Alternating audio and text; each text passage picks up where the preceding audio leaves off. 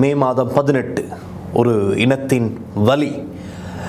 2009ஆம் ஆண்டு இறுதி யுத்தத்தின் போது கொல்லப்பட்ட பல்லாயிரக்கணக்கான மக்களை நினைவு கூறும் நிகழ்வுகள் இன்று காலை தொடக்கமே இலங்கையின் பல பகுதிகளில் இடம்பெற்று வருகிறது. குறிப்பாக தமிழ் மக்கள் செறிந்து வாழ்கின்ற பகுதிகளில் தான் நினைவேந்தல் நிகழ்வுகள் இடம்பெறுகின்றது. முள்ளிவாய்க்கால் பகுதியில் தான் பிரதானமான நினைவேந்தல் நிகழ்வுகள் இடம்பெற்றது.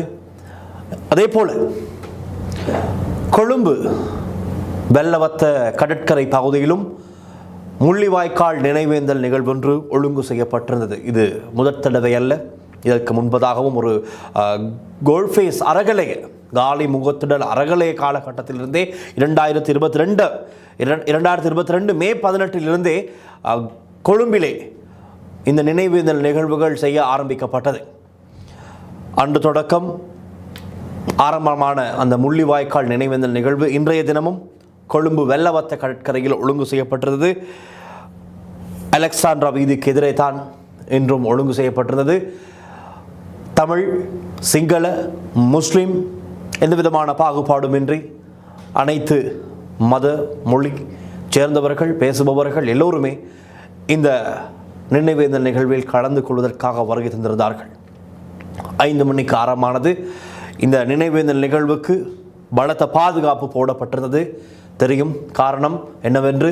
கடந்த வருடம் இதே நினைவேந்தல் நிகழ்வுக்கு சிங்கள கூட்டம் ஒன்று, சிங்கள காடையர் கூட்டம் ஒன்று அந்த இடத்திற்கு வந்து இந்த நினைவேந்தல் நிகழ்வில் ஈடுபட்டிருப்பவர்களுக்கு எதிர்ப்பு தெரிவித்து ஆபாசமான வார்த்தைகள், தூசணங்களில் எல்லாம் வார்த்தைகள் பிரயோகங்களை மேற்கொண்டு கடும் எதிர்ப்பினை வெளிப்படுத்தினார்கள்.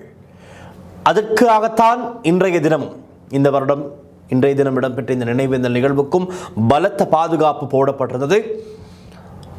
ஆரம்பமெல்லாம் நன்காகத்தான் இருந்தது.